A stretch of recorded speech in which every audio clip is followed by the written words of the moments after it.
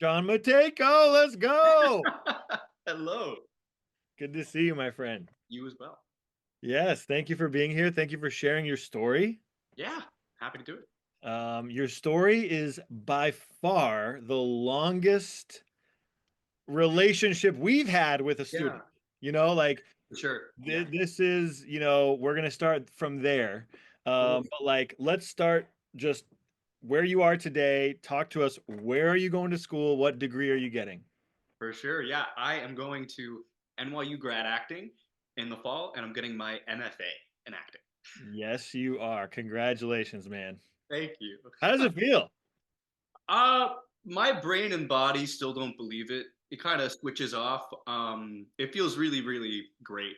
Uh, but but yeah, no, I mean, it still feels like it's been about a month or so since or a few weeks since the end of the audition and callback process. So definitely still getting used to this feeling. And I'm so excited to get there. Now it's like, okay, we have a few months to Now make it happen. yeah, I know it's going to be a great few months. Yeah. We should talk about what do we do in the summer before going, like after, we'll talk about that. Yeah. But like you're from New York, I correct? do. Yeah, yeah. I'm Not from New York City, but yeah, in the area, right? for sure. Yeah, yeah, yeah. Long Beach, 45 minutes outside by the LIRR. Boom. For those that know what the LARR is. Exactly. Yeah. Yeah, very cool. And so, um, yeah, you have had the longest relationship with us. We actually coached you for your undergrad auditions Yeah. and, obviously stayed in touch and everything. So let's go back. I mean, because gosh, how much have you grown artistically in the last, In the last year alone, right? it's been a really lovely and intense. Like you could just go back, you could just cut a tree in half and see the rings and all that. You know. What do you think, just to cut real quickly into that, like what do you think was the cause, or was it something mental for you that like caused you to grow artistically, or did you plug into something, like what was it that helped you grow so much artistically that now a school that only accepts 18 kids or whatever it is, and not kids but students, accepts you? Tell us about that. Oof. I think yeah. So we could yeah. So it's definitely been kind of plugging into a few things where kind of by accident I found certain methods or teachers that I really connected with, and I was like, oh, okay, great. There's like an understanding of, what I'm being taught and how it's actually benefiting my acting, my the technical stuff, the imagination and everything. But also just like I never felt like confused or unclear working with Hmm. certain teachers. And I was like, okay, great. This is the direction. This is feeling right, and I can feel myself, and I'm getting feedback that I'm improving. Yeah, But tangible. yeah, yeah. And I think also, and this kind of ties in with it, I think the biggest thing that made a difference for me now, or the if I could sum it up in one word, it would be simplicity. I think Mm. I found a much more simple way of working. That's not easy. I think actually, like it's really hard, but the it was just clear and simple and concise, and just having that mindset overall this year, but also throughout the past years, it's been kind of just flexing that muscle of like I don't need to make it so hard for myself. Wow, Yeah, that's really powerful. That's like hugely transformative sometimes. If you don't mind sharing, like, just because this is all such gold already, I don't want to go away from where you're already taking the conversation. for sure. What's the simple but hard thing?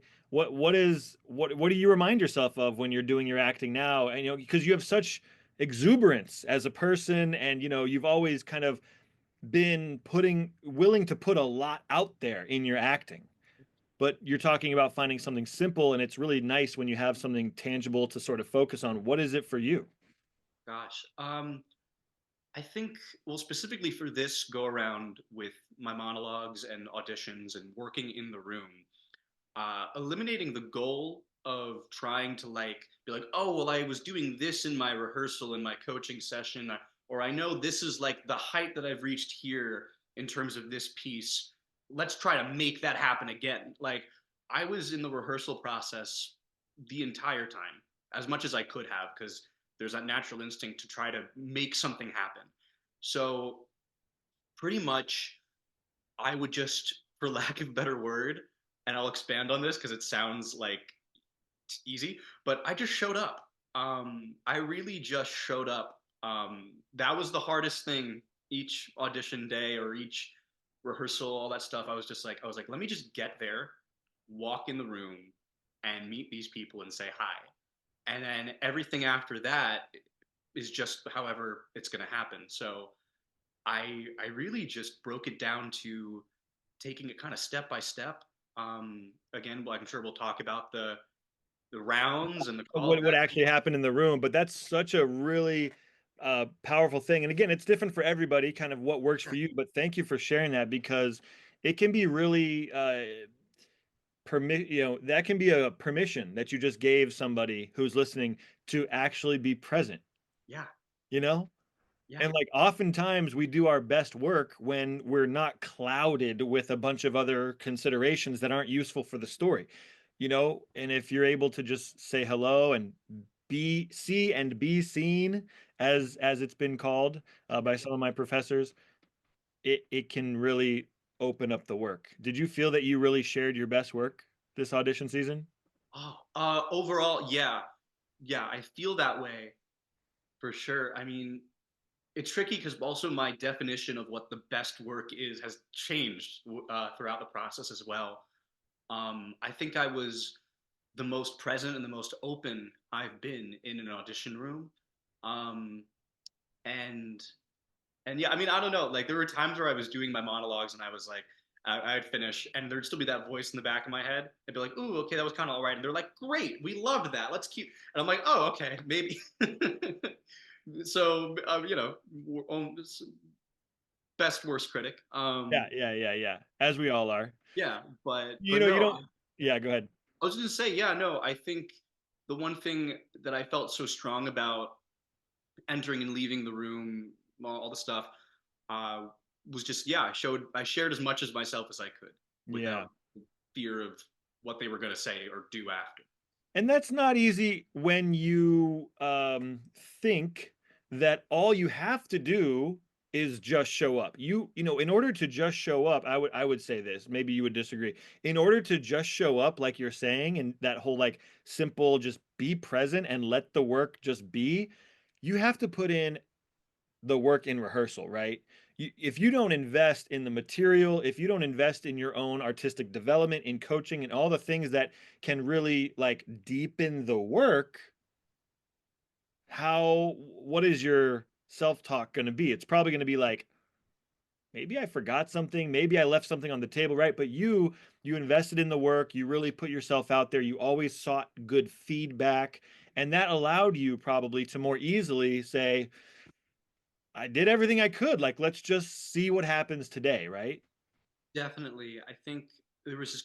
I was reading this one book just kind of by accident. I wasn't planning on it being my MFA journey like thing I was reading at the time, but it had a lot to do about poetry, and the guy talked about poetry or related to acting, where like when you're giving someone a gift or you're making someone a gift, you're not trying to make it while thinking about what they're going to do. You're just putting all your time into making it as best as possible or for them personally. So yeah, I mean, all of that work that went into the monologues I did, I would have been freaking out if I didn't have that. I wouldn't have been able to just show up if I didn't have that. Like, you know, I try not to do it every day because it started to get a little too much. But like, a few times a week, just trying to just give as much as I could and dig into it so I can just kind of take a step back. But yeah, Yeah. So good, man. So good. So let's talk about the process. I'm gonna do some rapid fire, like just fact checks. wait, okay. Can you share what monologues you did or what Yeah, monologues you prepared? for sure. So contemporary, I did Evan from U.S. Drag by Gina Gianfrido. She's a great playwright. I did Biff from Death of a Salesman by Arthur Miller. I did Richard II from William Shakespeare, Richard II. And then my fourth piece, which I never did anywhere, was Hamlet from Hamlet. Greatness. So you prepared four pieces. Those are amazing pieces of literature, and obviously well known. You know, some people are wondering, should I do pieces that are like lesser known? Should I, like, what are your thoughts on that when you were choosing that material? Did you feel a little bit hesitant about the material, or why did you ultimately go with it? Yeah. I mean, there was a minute, especially, doing Hamlet and Biff, that's like 1970s quintessential drama school audition material. But I really loved the words, and I'm sure there's a reason why they're so overdone or popular. It's because there's something very deeply relatable to the speeches, the characters, all of it. So I was like, yeah, why not? I mean, all these schools do these plays usually at some point. I mean, they just did All My Sons at NYU like the year before I auditioned. So I was like, perfect, let's really dive into these amazing playwrights. Yeah, that's a great way to put it. Amazing playwrights. I love the words, is what you said, which is brilliant because you're not auditioning for the play. They're not judging whether or not you're Hamlet or you're Biff or, they're not judging your fit for the character. They're judging whether or not you have artistic potential to like, if you're really showing your artistic potential and if you can take direction and like the material is really just a platform for who you are as an artist, right? And so if you personally connect with these words, who cares if it's overdone or whatever? Like it's going to be unique to your spirit if you're feeling that inspiration from this material. And I just want to remind everybody, just like John got into a great drama school, a top drama school with overdone material, people would say, um, you absolutely can get into a top drama school. They accept people every single year who do these same pieces. Another common piece is Edmund from King Lear, Thou Nature Art My Goddess, or Rosalind from As You Like It. There's various pieces that are quote unquote overdone, but it don't matter No, because what matters is your relationship to the piece, right? yeah, Did you 100%. have these? When did you select these? Sorry, we're going to keep rapid firing with some facts. When Oh, did you choose your pieces? How long have you had those? so I think Richard 2 and US Drag I had since about like August at the least. They were kind of pieces I always knew about, and I was like, I'm interested in them, so I kind of just had them because I was familiar. And then Hamlet kind of came in late in the game because I was doing a speech I actually worked with you, Mark Anthony. Like Yeah, yeah. there wasn't a super great contrast between what Hamlet was giving with the other speeches. So then Hamlet and Biff came a little bit later in the process, but I would say everything was selected and like I'm doing these by like late November. Uh, Cool. yeah. So then Yeah, April. very cool. And again, for everyone listening, this is John's story. This is not your story. This is not anyone else's story. I told John like your honest truth about everything in your journey is what we should be sharing. And obviously he does do that. I was just letting him know because sometimes it can be easy to feel like, oh, what I did is right or not right. I don't want anybody. And I just want to encourage everyone who's listening, like you can have your pieces picked out like a year in advance and still get into drama school. And conversely, you can have like no idea what you're doing 3 months before the audition. And if you kick it into gear, you can really find your stuff later in the game and get into a great drama school. So just to be clear, I really appreciate you sharing. You had some pieces earlier on, you found some pieces later, but it sounds like you were always keeping your nose in the material. Yeah, I definitely. I actually I was leaving and my final interview at NYU being like, okay, cool. So maybe in a few years I'll be back here again and I'll do these pieces. It kind of just keeps going. But yeah, no, I really loved them. Was the easiest part. It wasn't hard to work on them because it was How just did you, or where did you search? Like, was it a mixture of online and in person, bookstores, libraries? Like, where did you search? Where were you looking? yeah. So it's really interesting. So the one speech, I don't know for a fact, but if I do say so myself, I think the U.S. drag monologue was a part of what maybe was attractive about me to some schools. I don't know. A lot of people liked it, it so seemed. I got that completely by accident. I was doing a class with this really amazing casting director, Erica Jensen, and she just assigned me a completely different part from the play for the class. So, and I was reading it that like a months ago, and that's where I found that piece completely by accident, and That's it just great. stuck out to me. And then the other ones I kind of always knew about. I mean, you know, Shakespeare, Arthur Miller, they were kind of like something that I learned about in high school at an early age. So I was always aware of them, and I was just kind of like, well, I've never actually tried working on these. I did have that sort of like overdone hesitation. But yeah, the moment I started reading them, I was like, oh wow, I'm drawn to these characters and what's happening. That's awesome. Yeah. Yeah, it's crazy sometimes when you just take the veneer of epicness off of the actual material and you look at it for like what it truly is in a raw way, you could really connect, and realize like, wow, no wonder this has lasted generations, you know, because it's so universal. So it clearly seems like you tapped into that. I want to talk about your experience, right? Because you had been interested in theater for a long time. You went to undergrad for theater, and you're continuing your journey, which is awesome. How long ago did you get into theater? Like when do you say is your first foray into serious, like being serious about being an actor? Well, it's interesting because I don't think I've ever talked about this. I started as a child actor when I was 11, and the first thing I did was a very serious play. But I don't think so there was definitely like the career in mind, or I was like, I like doing this a lot. And then it was around like 14 or 15 is when I was introduced to Shakespeare, and that's when something really just kind of clicked in my Mm, brain of these amazing circumstances and stakes that you just kind of throw yourself into. hmm. Um, so pretty much from the moment I knew that it was something that I could study, like how people would learn a trade, I was like, I want to do that at this level and just be surrounded by it. Yeah. It's been like 10 years. Right, right. And so you were in high school and then you auditioned for some grad programs. Yeah. Give us the quick journey of how you got to this point where, and then, where'd you go and what'd you study? And then how did you make the decision to ultimately get more training in grad school? What was that all about? Yeah, so for sure. So when we first met, I was a freshman in my local community college. I had tried out for some acting programs, but I didn't really. In my senior year of high school, I had some options that I wasn't super like ooh about. So I took a year at the local community college, and I tried to go for it again. And I had some great experiences too, but also just felt like okay, I'm drawn to SUNY Purchase. I didn't get into their acting school, but I loved the community so much that I decided to major in theater and performance, just a general BA in theater. And then I also did philosophy. I was in the jazz choir. I kind of just soaked up as much as I could all Yeah. during COVID.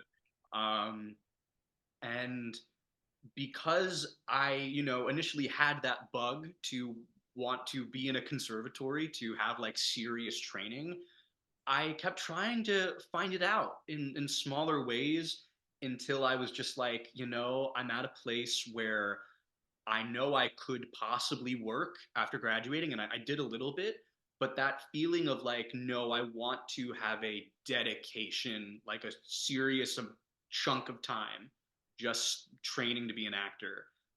That's just when I knew I was like, okay, I'm going to audition for grad school. Nice. Yeah, Yeah, a lot of people relate to that.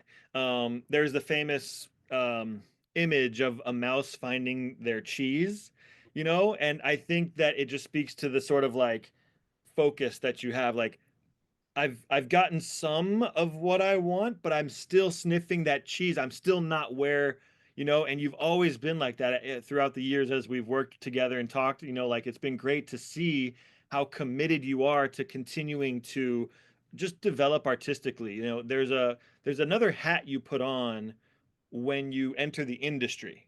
which is more about career advancement and understanding relationships and movement. But when you are just wearing that other hat of just, I got to develop my artistry, you know when that hat comes off. you'll know. But you had that hat on. You were like, I'm gaining, but I'm not done. I still am wearing that hat. Yeah. It seems like you're still, and now you've really, I mean, who knows what'll happen, but I think you found your cheese.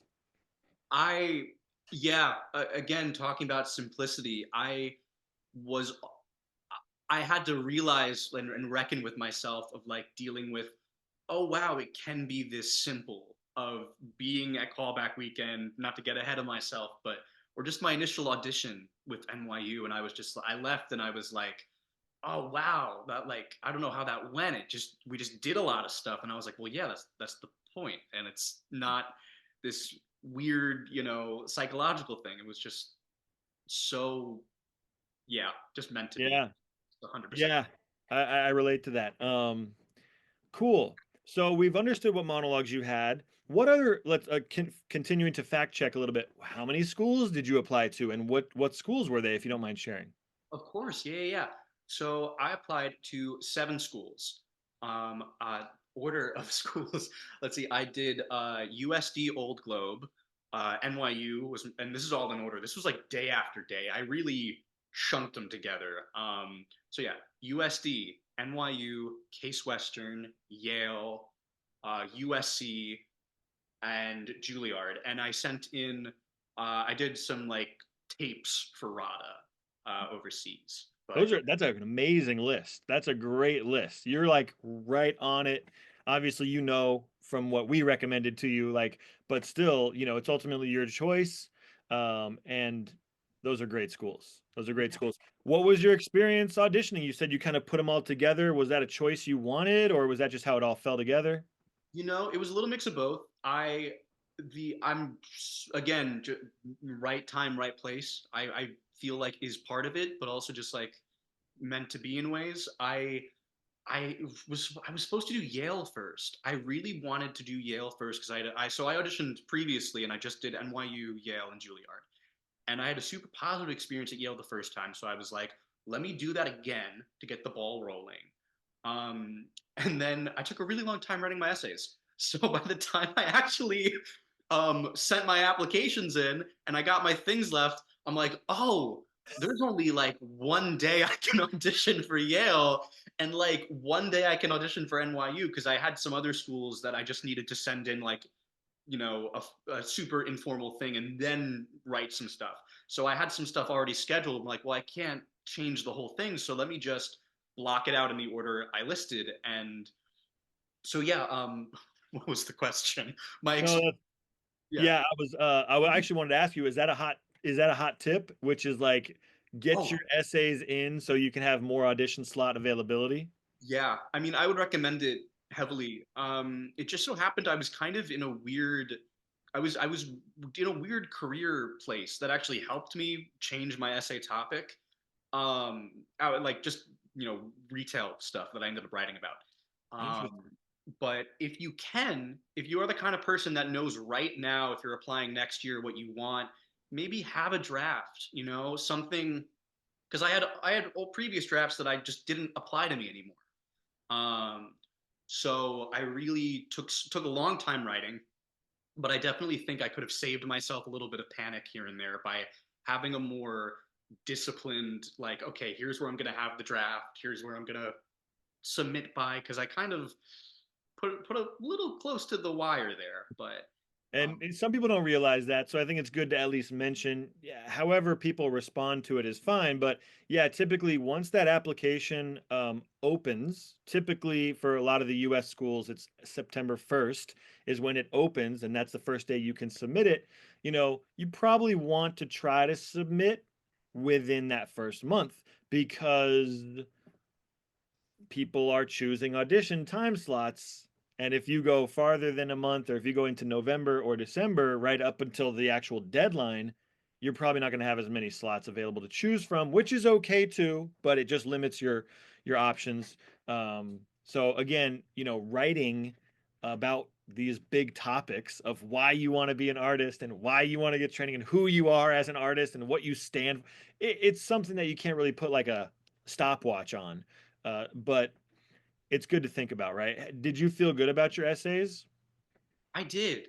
I felt really good about them. Or Um, what? A better question is, what made you feel good about them? How did you know that they felt good? yeah, so I actually got great advice in an info session for an MFA program for the head of the program at Case Western. And this is to each their own. But he said, a lot of the times we get people that really write about bad experiences and why that's connected to them as actors. And like, that's definitely the case for a lot of people. But he was kind of like, we just want to know who you are. Like, it is kind of like a first date. So if I go into my first date trauma dumping, they might not be super interested. You know what I mean? So, For like, sure. and it's all valid. I mean, it's all part of our history and why we're artists and what we're connected to. But I simply just wrote about because at the time I was working 3 jobs and I was acting maybe 10% of the time and just working all this other time. Um, and I wrote about how I wanted to spend every single day acting and how it's guaranteed work, is one of the professors at NYU calls it. And if I, the percentage of actors in the real world with MFAs without that don't get to work 100% of the time, that, that's a small number. Mhm. So yeah, I really just wanted to. I really just wrote from the heart of like, this is what I've done. Here's where I am, and here's where I want to be. And um, yeah, I don't think it was like super deep, or I mean, or super Yeah. like heartstring pulling, or like grammatically correct in some places. But I was just like, this is where I'm at, sending in this application, What and I'm hearing is like you weren't paying so much attention to like overworking it. no, You were paying the most attention to what's on your heart. Like what's your truth and like trusting your voice. yeah, I I wrote something about. Oh, and I also connected to, because and this is where it does connect to personal stuff. All my jobs I've worked in the service industry, and I kind of wrote about how that's come from the same place as why I want to be an actor and why I want to connect with people, and how there's a much deeper and meaningful way of doing that as an actor versus being a catering waiter and giving people little quiches. That's something that was legitimately in the essay because I love it's it. true. Specificity, man. Specificity is power. Yeah. I love it. And we've found that to be true as well when we read your essays and when we read all of our students' essays. It is often it's typically all talking about the same stuff about why we want to be an actor or why we want to do this, but each person's unique images and thoughts, they come across beautifully on paper when they just let them. If they try to overwork them or try to kind of, yeah, muscle it, it doesn't read as authentically. And these schools are not looking for perfect grammar. They're not looking, this is not an academic exercise. This is a get to know you exercise, like you said. So that's really nice. I don't want to spend too much time on application stuff, but was the last question about the application stuff. Was there any time through your process of getting into NYU where they did bring any of that up? Either a comment about your application materials, headshot, resume, essay. Tell us about if that ever came up in the room. Yeah, so just logistically, and I don't recommend this, but my set. So you need to have 2 recommendations for NYU. A lot of schools, but 2 specifically for NYU. And my final interview was March 11th. My second recommender, if she's watching this, I love you so much. It's all good. She sent that one in March 10th. Yowza. So, so that's something that did come up. Where just logistically, admissions was like, "Hey, can we get the second letter?" And I was like, "I promise you, I'm trying." Um, but no, I mean, in my interview, they looked at my resume. They asked, because I did, I did philosophy at Purchase too, and they were interested in that. And I was like, "Yeah, I like reading." Nice. um, it was something to do, for lack of a They better. kind of mentioned a thing or two when they were like looking at your resume. They mentioned it to you. Yeah, they specifically asked me about it. Just looking at the resume. NYU, they didn't talk so much to me about stuff on there. Other schools did. Other schools did point out people that I worked with that they knew, or Mhm. plays or roles that I did that they had a connection to, or were interested in. Um, but mainly we just kind of talked about not stuff that wasn't on paper Yeah. uh, during NYU's process. All right, let's talk about it. So, I want to hear about the rehearsals and the preparation and leading up to that, but just in the flow of what you're doing right now, like how was the first initial audition? I know you auditioned for them previously. Yeah, So, how did it feel walking into the room and how did your performance feel and what did they say after your first share? yeah, for sure. So I had no time to think about it. I was the first one off the elevator, the first one to check in on the fifth floor, and unbeknownst to me, that meant I was the first one to audition of my time slot, which I would not have planned it that way. So they're like, "Okay, great. So you're gonna go in now," and I'm like, "Okay." I had no exactly. I was gonna do two completely different monologues. I was gonna change things up because this was my second one, and I'm so glad I didn't. I went in, I did US Drag, I did Richard II. A friend of mine that goes there was in the room. Really? Yeah, who I actually worked with a little bit on my Shakespeare, so it was really nice to be like, "Oh, hey, I remember this."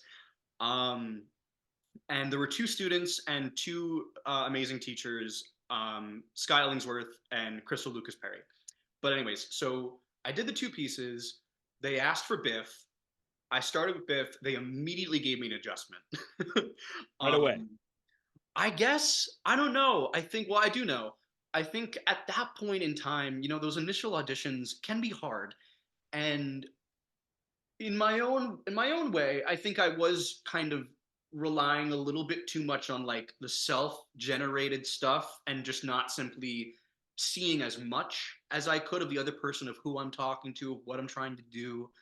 Um so we stopped there and then they just kind of gave me an adjustment using my body more, using my voice, really connecting. They kind of gave me a little bit of a kind of, yeah, direction, an Yeah. adjustment, definitely direction of what they wanted Biff to be doing to Willie in this moment, or their views on the monologue, which is also super important.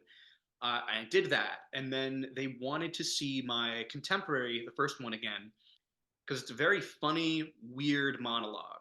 And Crystal asked me, I'm talking about this guy that's like going around stabbing people.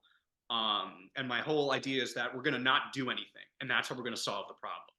And she was like, "This guy, is it like a real threat?" And I was like, "It is." She's like, "We're missing that. We're missing the truth.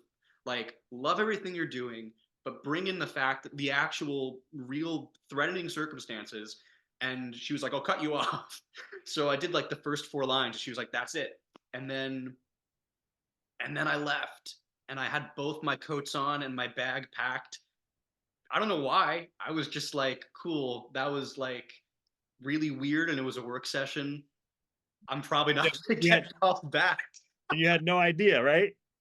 No idea. So No, when did you find out about callbacks? Was it how did you I sat there for like maybe another hour, and I just listened to music. I tried to like write down note. I wrote down the notes they were giving me and what impulses I was feeling. Um, and then they started. Then NYU does something very different from other schools where they will say the names out loud for who is going to get called back, which is scary. And so they start listing out the names. Mine is not one of them. And then I realized, oh wait, this is the order that we auditioned in, but backwards. But Oh, so I was like, so I might be wrong, I might be delusional, but she says the last name, and I'm like, oh, it's not mine. She's like, and John Richard Mateyko. I'm like, oh, well, that was a cliffhanger. yeah. And yeah, then we go back to this lounge, and everyone's clapping for the people. It was really sweet too, because there were so many amazing people. I found at every single audition I had, whether I was called back or I was cut, I was like, there's really incredible people that are going both ways. Um, so it just felt, but it's felt super validating. And like, I was at Disneyland, that first Yeah. callback. Yeah, not many people get called back. Everybody knows this, and if you don't, you should. Like, and it's not to create pressure, but it's just to recognize that, they can see hundreds, they can see thousands of students a year, and those students may or may not know how to prepare. They may or may not have any artistic potential. Like there's really a low barrier of entry to apply. They want to give as many people access to applying as possible. And you can imagine for someone like you who has like been serious about this for a while, has put, a lot of time, a lot of effort into it. It's folks like you who have the best chance of getting a callback. But even then, right? You don't know how your work is going to resonate in the room. It's subjective, it's art, right? What somebody may like, one panelist may not like, and then it doesn't work out for you this particular go around. But it worked out for you, and you were people who get called back, I say, are like what, top 10%, top 5% of applicants at that point. And now you're really fighting. Yeah, I mean, they only call whatever, not many people back. So you probably felt like you said at Disneyland or whatever. You're Yeah, having a good time now. You're at the end of day callbacks. I was like, woo, like I felt so relaxed. And oh wait, another thing I do want to mention about that first audition, which might be different going forward. They did say that this year they were like, you might only do one monologue. They Wow. so going into that room, or they really prepare you for it. I kind of like the idea of picking two, going in and doing them, but they said, they might want to ask them because we wrote it down what we're doing. But like they might see one of those and want you to open with that, or so I really just went in to that, and then the callback. I was like, great, I get to pick what I get to do. Let me do the same two again. Uh, Is that what happened? So what was the callback like? How was it structured? Did they do like one-on-one work? Did they do group work? What happened in the room there? Yeah, so that was just purely one on one. It was with Janet Zarish and Carl Cofield, two heads of the program and for acting. And yeah, working with them was just again really simple and a joyous experience. I went in and they asked, so thank you for being here. We chatted a little bit, um, and then they asked what I wanted to do, and I said I'm going to do these two pieces again, and we did them um, for U.S. Drag and Richard II, and Janet gave me an adjustment for Richard II, which relied a lot on breath and stillness, and we kind of talked a little bit about narrowing down like a really just specific circumstance and objective for what's happening in this monologue for this experiment. That's what they call it a lot. They're like, let's do an experiment. I'm like, cool. um and then we did it, and I felt something monumentally different happen. Wow. and and then they said, thank you so much, and I said, thank you so much for having me, and I left. And that's another a big thing that my perspective changed, where as I got so lucky to be doing these callbacks at different schools and working with these different teachers, I kind of stopped looking from like, oh, something's either bad or good, and I'm like, did something different happen that I didn't plan? That's brilliant. And it That's just such a reflection of, when people ask, they ask us all the time, well, what's the difference between people who get in and people who don't get in? Like, give me the shortcut. Like, what do you know that we don't know? And it's a fair question, absolutely. But I would say, one of the big ones is, do you have the ability to allow something to happen? Or are you so clinching to some pre-planned idea of what it should look like or sound like that you don't even have openness to like explore in the room? And I had the same exact experience. A lot of my classmates had very similar experiences. You're talking now about an experience where in the room your imagination was willing to like let something happen. They're not going to give you an adjustment that's like, oh yeah, do it the same way you just did it. No, they're going to ask you, what if we try this? What if we imagine this? How would that affect the piece?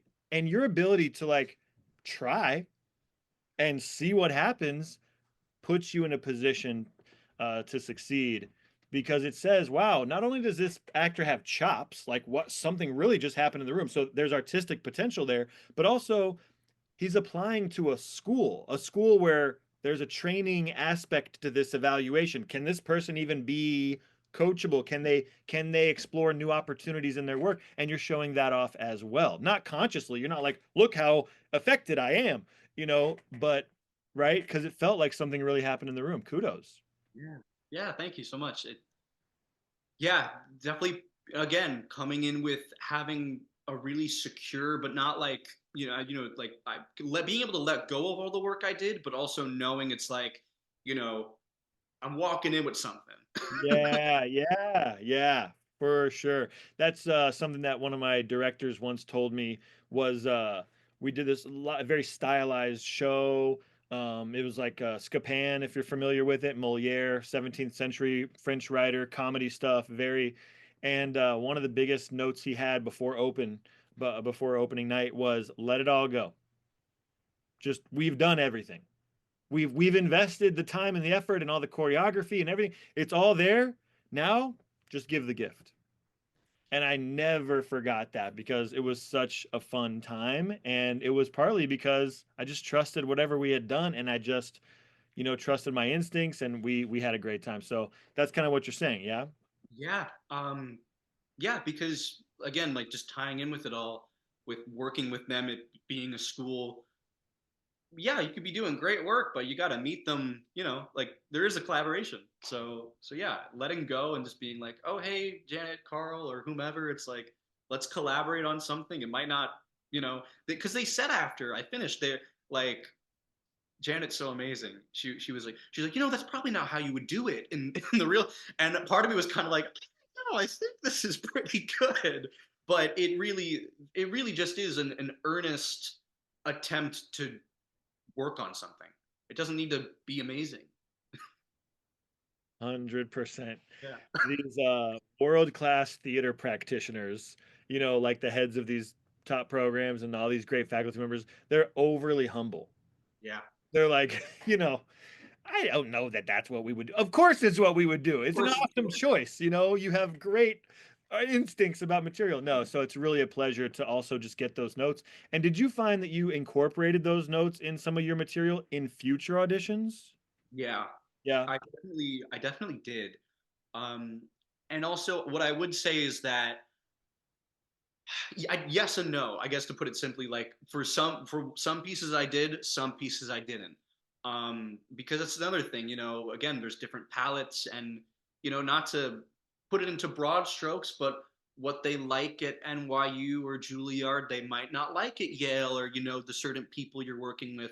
Not that it's about pleasing them, but just like, for example, I did one of the pieces I did at Yale. I worked off of the adjustment I got at NYU, and I got the exact opposite adjustment.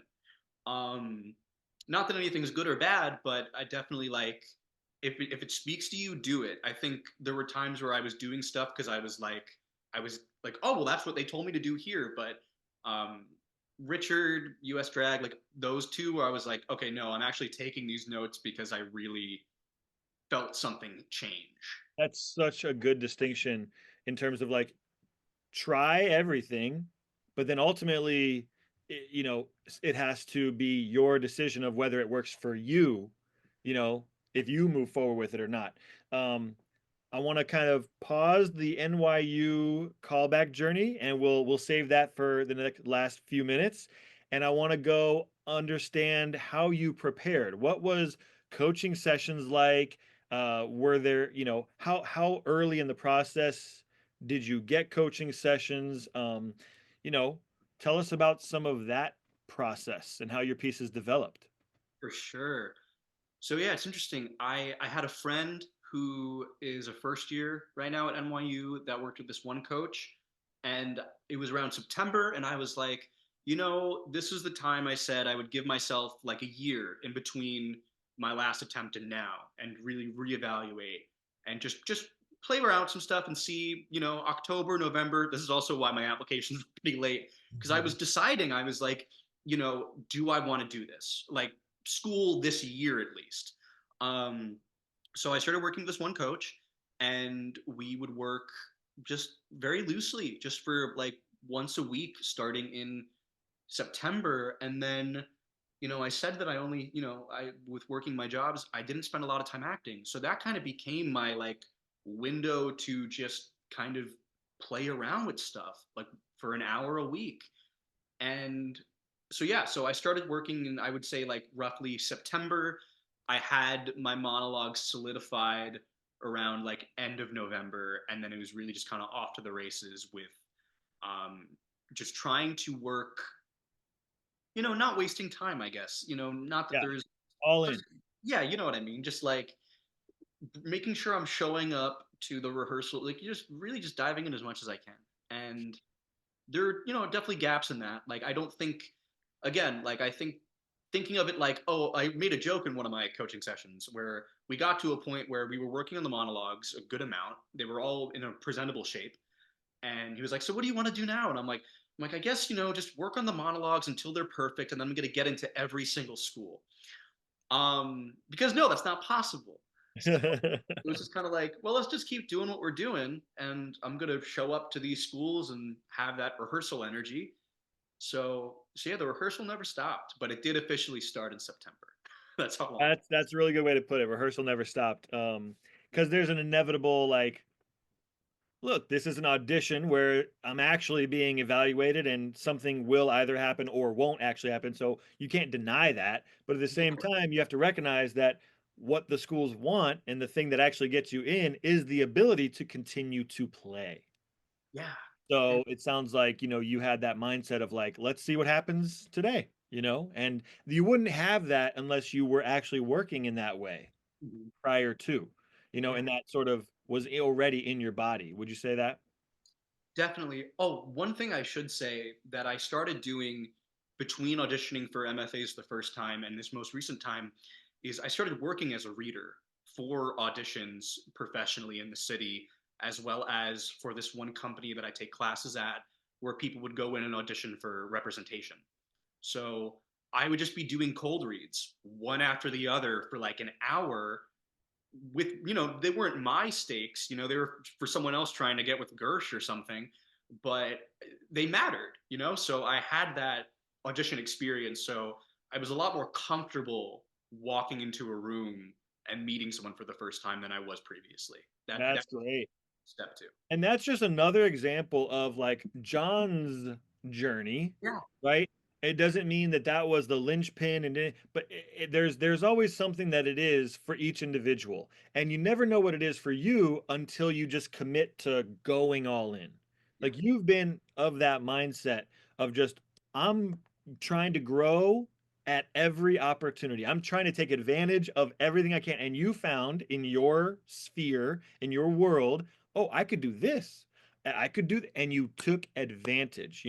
So no matter who's listening or where you're located or how much experience you have or how much access to professional opportunities you may, wherever you are, as long as that attitude is on of like, I'm going to try this, I see this in front of me, I'm going to take advantage, you're bound to benefit from everything you put yourself out there for. So kudos. It's you know when we understand your journeys, sometimes it's no surprise. Like there's a readiness that you have, and I think these schools really not only saw your talent and your chops, but like the readiness. Would you say so? Yeah, I think so. I think, I walked into each room as much as I could, depending on the day, with just a real, I'm saying it in a flowery language way, but it is true, just a real desire to be there and to, you know, having my energy and, the dedication present without having to be like, I want to go to school here. Like, I'm like, what I'm gonna do and how I'm gonna work, it's gonna be in a really in a earnest way indicative of I want to do this. Mm-hmm. Um, 100%. Beautifully said. All right, so now we're back. We're in the swelling of the end moments here. You don't know if you're going to callback weekend. yeah, yeah. When did you find out? How was that? Oh, it was a magical experience because well, an amazing alum of NYU grad acting, Michael C. Hall, who I'm a fan of. I started watching Dexter for no reason, and I'm just watching him on the TV show. I get a call. I'm like, this is like around February, like like 2 weeks after my audition and callback. And I was like, oh, that's a New York number that I don't have in my phone. That's weird. I was like, hello. And it was Janet Zarish inviting me to Callback weekend. It took her till because she called me and it took maybe like a few minutes until she finally said, okay, here are the dates for Callback weekend, where I was like, okay, cool. Because I know they don't call to reject you, but I'm just like, she's really nice, so maybe she would. Um, so yeah, so it was about 4 days in March. Right. Um, Out of the initial however many applicants, there were 60 of us all together. So Mhm. they put us into three groups. We could choose, or we emailed our preference, and basically we spent 4 days at NYU classes, watching classes, just touring the village was really nice, and doing a lot of alumni panels. They brought in a really amazing, diverse range of alum, showing their showcase stuff, talking about financial aid, um, from all over the years and different backgrounds. So that was really great. So that was about 4 days of just classes, doing the pieces again, and then also doing some assessments, voice, movement, um, and I was really happy, and then halfway through, I got kind of sad because I was like, oh wow, like this is amazing, and I was like, oh, this is amazing. I really hope. I really hope it works out, but I was just I was very conscious of the this how they 44 of us were not going to be in the incoming class. Right. Bluntly. Now, when that can be kind of daunting to know they're gonna be assessing me even more they're gonna be more scrutinizing of me than they were in my initial and my callback. Now it's like, because like, what if you don't have like, were you ever thinking like, I have to be perfect or I have to be even more perfect, or were you feeling like even more relaxed and welcomed? Yeah, I think it was really interesting. It was a mix of both, because the latter of just being here and relaxed was what I was trying to do the whole time. But what I found was, after every single exercise or just class or whatever, I would kind of be like, oh, okay, did I mess that up? How did I mess that up? And then I'd be How like, did I mess that up? yeah. And then I would just be like, I think I'm just creating problems for myself. Let's just have a good time. So yeah, but also one thing I will say about the fact, so yeah, they had their little notebooks, they were writing about us and in the dance class, and I'm not a dancer, so I was just, Right. doing whatever. Um, Just fully committing. oh, fully committing. They said swivel the hips, and I was swiveling. Um, like that was purely the energy I had.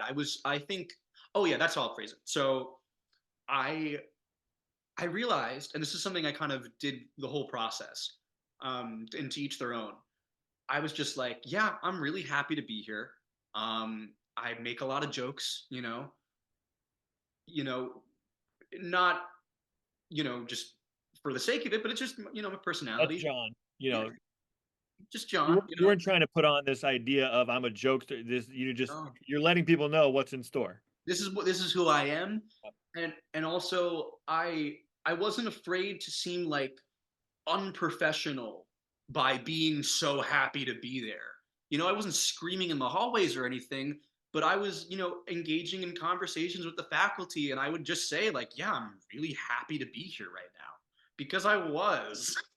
And I think that's the important thing to remember is that you authentically were.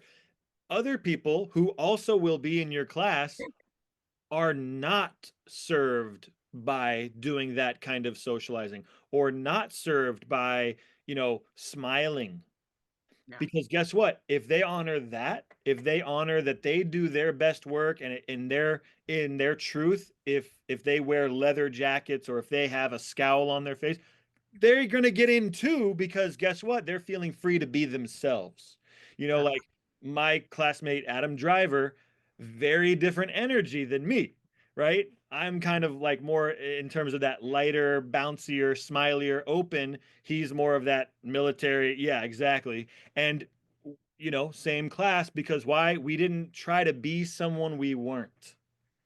and therefore the school can really see not only the artistry but the humanity and the uniqueness. And when they put a class together, they don't want the same type of person, you know. No. So it's really great what you're saying, and I think it's more profound. That's why I'm elaborating on is you were not holding yourself back, even though No. there were reasons that you could have come up with that said, "Oh, this is I shouldn't do this," or "Oh, I should look like this instead," or maybe if I say this, it'll make everybody. You were just like you said, almost unprofessional or not worried about how you came across, right?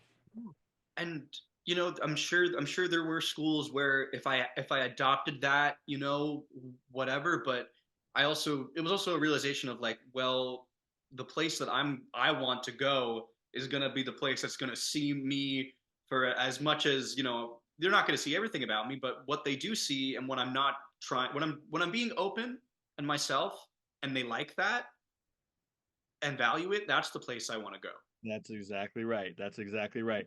Um, very cool. Well, let's wrap this up with the best moment of all. All right. So you're done with callback weekend. You're obviously waiting. Yeah. There's only a small portion of those people who are going to get in. How long was it after the callback weekend and what was the call? You're laughing. Well, because it's so bonkers to me. So I told you I left that final interview, and I get very nervous at like form. But it wasn't formal, but like in my brain it was formal of an interview. So I was a little more reserved than I usually am. And I was leaving, and I was like, oh, I got really close. Like it's like I'm just gonna go with like it's over. Like if it works out, cool. I don't think it is. Like let me just be proud of this moment. They call me the next day.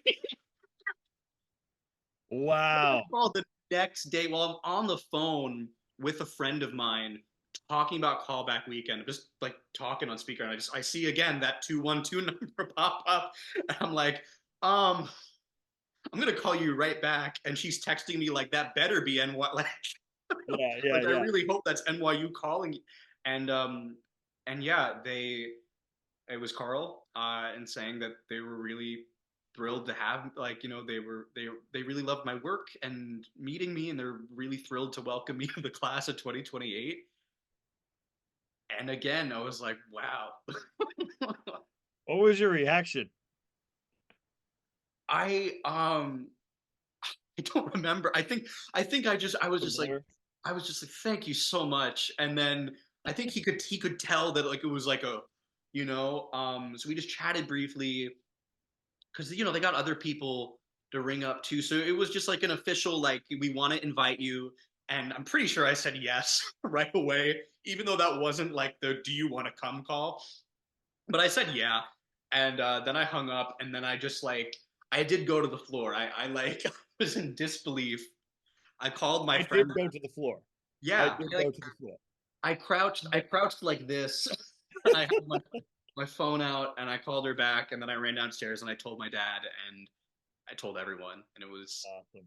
it was yeah, it was amazing. Amazing. And now we're off to a whole new chapter. I know. Oh, So, what are you gonna do this summer, man? Is your philosophy to like dive even deeper? Is it to like refresh, keep connect with your personal so that when you dive in, what is your philosophy right now? yeah. I mean, right now, just in a practical sense, I'm just trying to work as much as I can and just save up as much money as I can. Because school, like, I haven't, like, even when I was an undergrad, like, I had days off. That's Right. not going to be the case for this. I'm Happen. just, No. yeah. You can't Uh, hold down a regular job at oh, NYU grad. yeah, yeah, yeah. So I definitely, I want to make sure I'm secure in that sense, but also, I'm gonna enjoy the summer, see my friends, pretty much do everything that I can do right now, that I have the freedom to do. If something comes along in terms of furthering, with a class or like a job that I can somehow work before school starts, I'm open to it. But Nice. I'm really just now, I'm like, okay, great. Like, I know what's ahead of me. It's been a dream for so long. Let's just get to that. there, and then I think, yeah, it's a whole new chapter. So I have no idea Yeah. what's in Sounds like store. you're just being present and continuing on with what you're doing, which is great too. And I'm so proud of you, man. Thank you so much. You have just dedicated, so much time. It's been clearly like you've just grown. I think that's the thing I take away from your journey, and I hope people take away as well, amongst many things you've shared, is that above all, you've been focused on growing. Yeah. That your artistry, and not just hoping you grow, proactively taking advantage of every opportunity possible, investing your time and effort and energy and money and every resource you possibly have, because this is so meaningful to you, the possibility of studying at this high level and creating a career. Like you're really setting yourself up for success. So I'm so happy for you, man. Thank you so much. Thank you. Yeah. That means so much to hear. Well, let's leave everybody with a final thought. What, these people, you've been there twice, undergrad, grad, even a second go around at grad. Like people who are looking at auditioning, if it's coming up for them, what would you say to them? I think, hmm, just be open to whatever can happen. um Invest in yourself. Give If this, like, I would say really two parts of it. you know Allow yourself to, like, really dream, because this is beyond what I thought was imaginable for myself in a realistic thing. So allow yourself to be unrealistic. Do that. But also be open to whatever else may happen. And yeah, I really think that's all I can really put forward. Just, we can't change, we don't have power over what happens to us, but how we react to it and how we prepare ourselves.